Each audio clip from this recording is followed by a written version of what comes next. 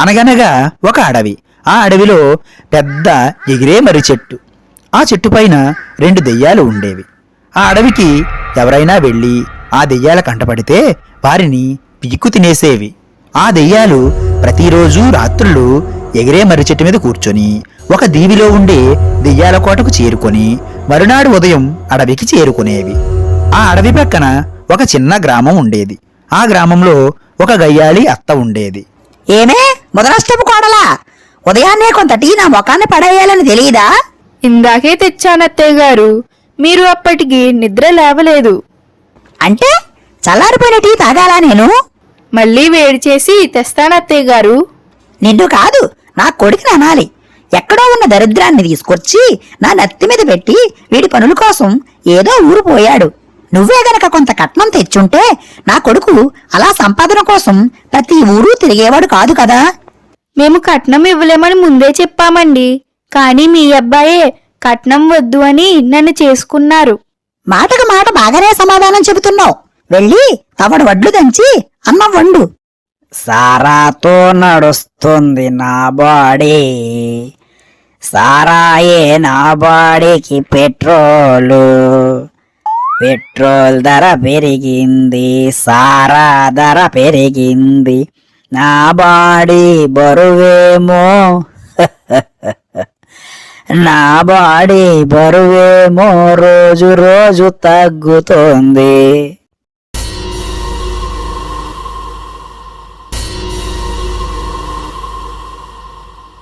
ఇందు మూలంగా 50 మంది ప్రజానికానికి తెలియజేయిందేమనగా, అడవిలో ఉండే మర్రి చెట్టు వద్ద ఏవో శక్తులు ఉన్నాయని, ఎవరిని ఆ మర్రి చెట్టు దగ్గరకు వెళ్ళవద్దని ఈ గ్రామ సర్పంచ్ గారు చెప్పారహో. నా దరిద్ర కొట్టుకోడల్ని ఆ మర్రి చెట్టు దగ్గరకు పంపితే దాని పీడ విరగడైపోతుంది. నా కొడుక్కి మంచి కట్నమిచ్చే మరో సంబంధం చూసి మళ్ళీ పెళ్లి చేస్తాను. అమ్మా జానకి, నాక నడుము నొప్పిగా ఉంది. మనకు పొయ్యిలోకి పుల్లలు లేవు. కొంత అడవికి వెళ్ళి పుల్లలు తేగలవా తల్లి? అలాగే అత్తయ్య గారు, తెస్తాను. ఇదిగో అమ్మా, ఈ అట్టు పట్టుకెళ్ళు. దారిలో ఆకలేస్తే తిను. దీనికి నేను పెట్టే ఆఖరి తిండి ఈ అట్టే. ఈ అట్టుతోనే నా పీడ కూడా పోతుంది. జానకి అడవికి వెళుతుంది. మర్రి చెట్టు కొమ్మకు అట్టు ఉండే మూటను కట్టి కట్టెలు ఏరుతూ ఉండగా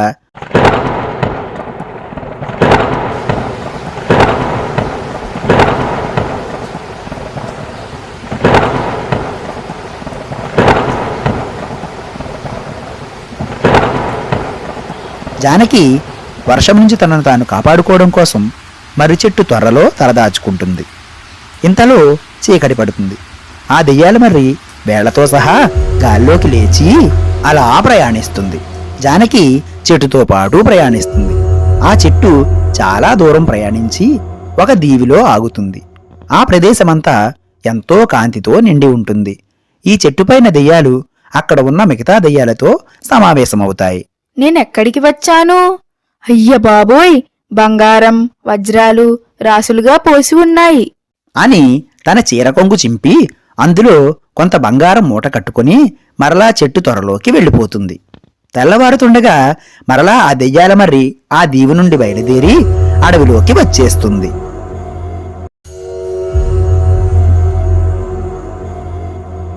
అక్క, ఏంటి ఈ కొమ్మకి ఏదో మూట కట్టి ఉంది? చూద్దామా? చూద్దాం చెల్లి. చీ, ఇదేదో పుల్లగా ఉంది, అంతగా ఏమీ బాగోలేదు. అక్క అక్క, పండి వస్తుంది, తినేద్దామా? పద తినేద్దాం.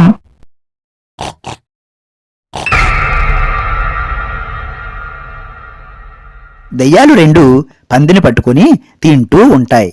ఇంతలో జానకి చాటుగా ఆ మర్రి చెట్టు నుంచి బయటపడి ఇంటికి చేరుకుంటుంది. అత్తయ్య గారు, అత్తయ్య గారు.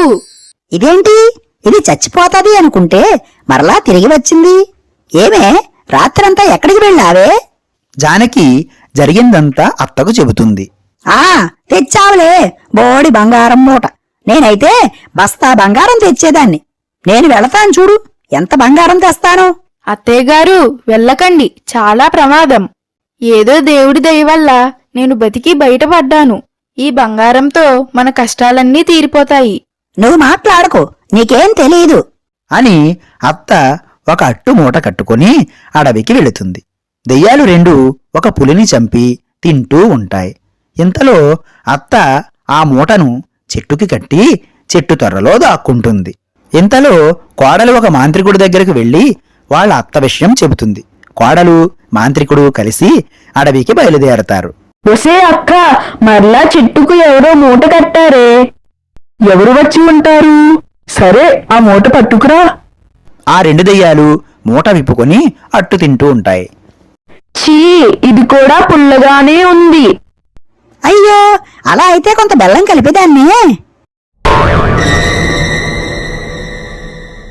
ఏమే ముసలిదానా, మమ్మల్ని మోసం చేసి బంగారం పట్టుకుపోతావా? నీ రక్తం తాగేస్తాం. ఆగండి, ఆమెను వదలకపోతే మిమ్మల్ని చంపేస్తా. హహహహహహ! మేము రాక్షసులం, బ్రహ్మ రాక్షసులం. మాంత్రికుడు తన వద్ద ఉన్న మంత్రజలాన్ని ఆ దెయ్యాలపై చల్లుతాడు. ఆ మర్రి చెట్టుతో పాటు దెయ్యాలు కూడా మాడి మసైపోతాయి. జరిగిన సంఘటనకు అందరూ భయపడిపోయి సాయంత్రం అయితే చాలు ఇండ్లలోకి పోయి త్వరగా దీపాలు ఆర్పేసి నిద్రపోయేవారు. అందరూ ఆ దెయ్యాల మర్రి పూర్తిగా కాలిపోయిందని అనుకున్నారు. కాని ఆ మర్రి చెట్టు యొక్క ఒక పొడవాటి కర్ర కాలకుండా అలాగే ఉండిపోయింది. ఆ కర్ర ప్రతిరోజు ఎగురుతూ రాత్రిపూట ఆ దెయ్యాల దీవికి వెళ్ళేది. మరలా ఉదయానికి అడవికి చేరుకునేది. అమ్మయ్య, ఊరు దగ్గరికి వచ్చేసాను. ఈ అడవి దాటేస్తే మా ఊరు వస్తుంది. ఉదయం నుండి 2 సంచులు మోస్తున్నా చేతులు పీకేస్తున్నాయి. ఎలాగా? ఓ, అదేదో కర్రలాగుందే. ఈ 2 సంచులు ఆ కర్రకు కావిడిలా కట్టి మోసుకెళ్తా. సమయం సాయంత్రం 6 అయ్యేసరికి ఆ కర్రకు ప్రాణం వస్తుంది.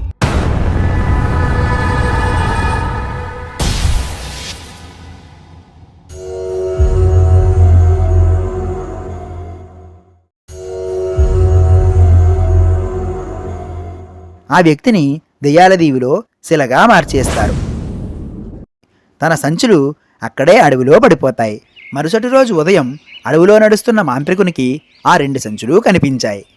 ఏంటిది? ఇందులో ఏదో ఫోటో ఉంది. ఎవరిది? దుష్టశక్తి పోలేదు. అడవిలో ఏం జరుగుతుందో గమనించడానికి మాంత్రికుడు అక్కడే కూర్చొని ఉంటాడు. సమయం సాయంత్రం 6 కాగానే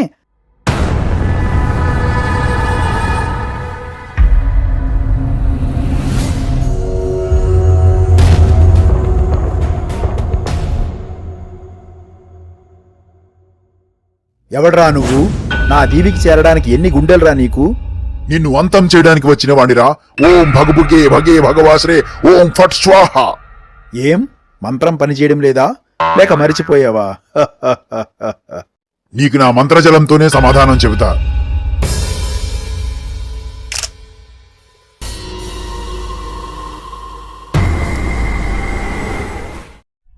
నన్ను క్షమించమ్మా, నీ భర్తను కాపాడలేకపోయాను.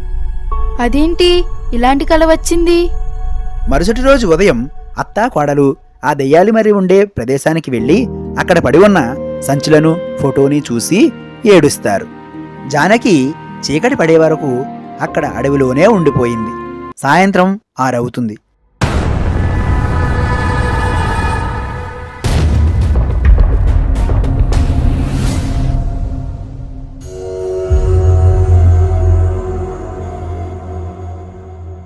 ఎవరు నువ్వు?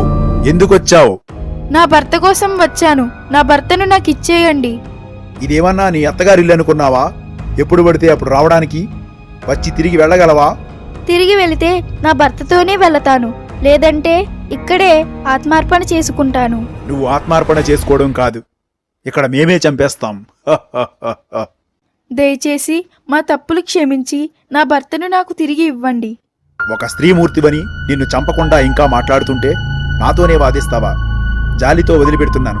మర్యాదగా ఇక్కడి నుంచి వెళ్ళు, లేదంటే నా పులి నిన్ను ముక్కలు ముక్కలుగా కొరికేస్తుంది. ప్రాణం మీద ఇష్టంతో నేను రాలేదు ఇక్కడికి. అయినా నా భర్త లేని జీవితం నాకెందుకు అని తన తలని పులి నోట్లో పెట్టేస్తుంది. అప్పటి వరకు సగం శరీరం ఎముకలతో ఉండే పులి పూర్తిగా పులిగా మారుతుంది. అమ్మా, నువ్వు సామాన్యమైన దానివి కాదు. నీ పుట్టుకకు కారణం ఉంది. ఇంకా ఇక్కడ ఉన్నవాళ్ళెవరూ నిన్ను చంపలేరు. ఈ పులికి ఒక శాపం ఉంది. సామాన్య మానవులు స్వయంగా దీని నోట్లో తలపెడితే దీనికి పూర్వరూపం వచ్చి సంపూర్ణంగా పులిగా మారుతుంది. అది నువ్వు చేశావు. ఇదంతా నాకు తెలియదు. నా భర్తను నాకివ్వండి. నీ భర్త శిల రూపంలో ఉన్నాడు. శిల నుంచి మనిషిగా మారాలంటే నేను 3 ప్రశ్నలు వేస్తాను. జవాబు చెప్పాలి. సరే, అడగండి. ఈ లోకంలో అన్నిటికన్నా వేగంగా వెళ్ళేది ఏది? ఈ లోకంలో అన్నిటికన్నా వేగంగా వెళ్ళేది మనసు. ఒక్క క్షణంలో అది ప్రపంచంలో ఏ ప్రదేశానికైనా వెళ్ళగలదు. శభాష్. రెండవ ప్రశ్న, ఈ భూలోకంలో అన్నిటికన్నా పెద్దది ఏది? ఈ భూలోకంలో భూమే అన్నిటికన్నా పెద్దది. శభాష్. మూడవ ప్రశ్న, ఈ లోకంలో మనకు అన్నిటికంటే ఇష్టమైనది ఏది? ఈ లోకంలో అందరికీ అన్నిటికన్నా ప్రియమైనది నిద్ర. అది రాకపోతే ఎంత ధనమున్నా ఏమీ లాభం లేదు. శభాష్, చక్కగా చెప్పావు. ఇదిగో నీ భర్త. ఏవండి? నీ భర్త శిల నుంచి మనిషిగా మారతాడన్నాను గాని నీకు ఇస్తాను అనలేదు. ఏమిటి మోసం? మోసమా?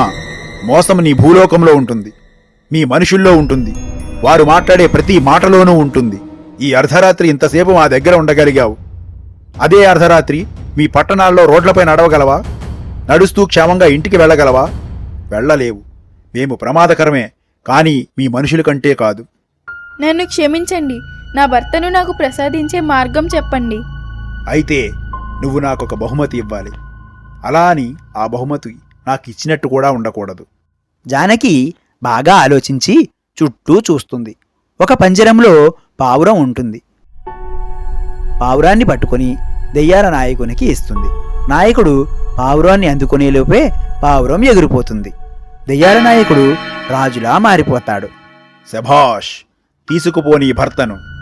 నిన్ను చూస్తే చాలా గర్వంగా ఉంది. ఏదైనా కోరిక కోరుకో అమ్మా. ఇక్కడి నుండి నేను నా భర్త క్షేమంగా మా ఊరు చేరుకునేలా సాయం చేయండి. నిన్ను క్షేమంగా పంపడం నా ధర్మం. అది కాకుండా ఏదైనా కోరిక కోరుకో. ఈ మాయాకర్ర మా ఊరి అడవిలో ఉండకూడదు. సరే, అలాగే. కానీ పెద్ద చెట్టుని బూడిద చేసేశారు మీ మనుషులు. దాని స్థానంలో 100 మొక్కలు నాటండి. పక్షులకు జంతువులకు మంచినీటి కుంటలు తవ్వించండి. అడవులను కాపాడండి. ఇంక నేను ఆ అడవికి ఏ దెయ్యాన్ని కాపలా పెట్టనవసరం లేదు. అలాగేనండి.